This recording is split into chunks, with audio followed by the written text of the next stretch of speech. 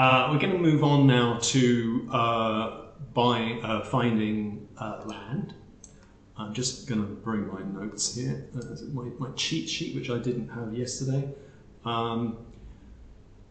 In some ways, this is quite similar to finding a builder. So if you have found a builder, but you haven't found land, particularly if your builder is Balinese or Indonesian, he may well know of land.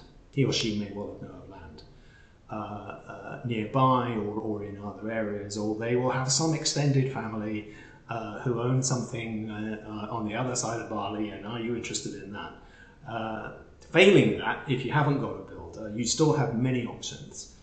Again, you can just spread the word around locally that you're looking for some land, and that will spread like wildfire. And again, it would be good to have some business cards made up with your WhatsApp number on so that people can contact you, which incidentally they may do in Bahasa, in which case you need to use Google Translate or get a friend to help you. You can also use a proxy. You can actually employ someone to travel around and find you land. I haven't actually known someone do that, but it's always struck me that people are always looking for work in Bali. And you could be quite creative and engage someone to go around on their bike to various districts and just ask around with your business card. I think that could probably work quite well, actually. And the good old taxi drivers, again, if you mention the word investing, they will always have a piece of land that they know of that belongs to some distant uncle, and they'll want to know if you're interested.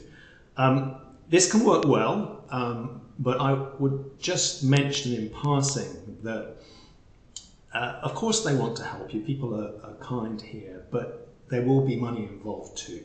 If they bring you to another person who is selling land, there is likely to be a commission of some sort. I don't think we can ever know what that commission will be. But in a way, it's quite a good system because it does bring the buyer to the seller and without an in-between person. So that's probably a good thing. Anything else? No, I think... Oh yes, one more thing. Don't sign anything. This is more common with villas that have been built or are being built, but it also happens with land, particularly if you're dealing with an agent, is they may press you to sign a commitment on the day that you go and see. Now, the reason that they do this is that people come and go on holiday all the time. And so they know that when that person has left, there's very little chance of that deal being revived. So people going away and saying, oh, I'll think about it when I'm back home, they know that that's a dead deal. And so they will sometimes apply pressure to get you to sign something on the day. Don't do that. I mean, I'm sure people know already, but I think the adage of buying things from a department store also apply here. They always say you should go 3 times to look at something you're going to buy, and that's a much smaller item than a piece of land.